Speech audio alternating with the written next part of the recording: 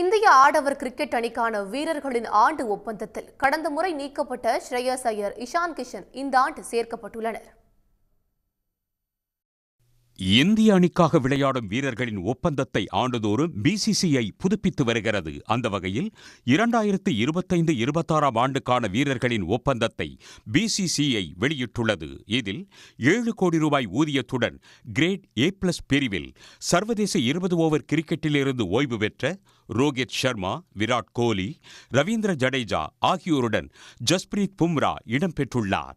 Great A பிரிவில் KL ராகுல், ஹர்திக் பாண்டியா, முகமது ஷமி, முகமது சிராஜ், சுப்மன் கில், ரிஷப் பந்த் ஆகியோர் 5 கோடி ரூபாய் ஊதியத்துடனும், கிரேட் B பிரிவில் ஸ்ரேயஸ் ஐயர், சூரியகுமார் யாதவ், குல்தீப் யாதவ், அக்சர் பட்டேல், யஷஸ்வி ஜெய்ஸ்வால் ஆகிய வீரர்கள் 3 கோடி ரூபாய் ஊதியத்துடனும் சேர்க்கப்பட்டுள்ளனர்.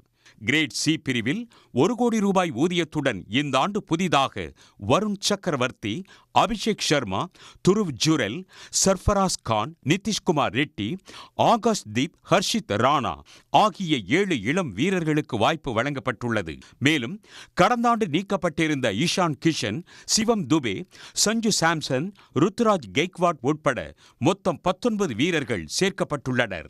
கடந்த ஆண்டு இந்த பட்டியலில் இருந்த ஷர்துல் தாக்கூர், KS பரத், ஜிதேஷ் சர்மா, ஆவேஷ் கான் ஆகியோர் விடுவிக்கப்பட்டுள்ளனர்.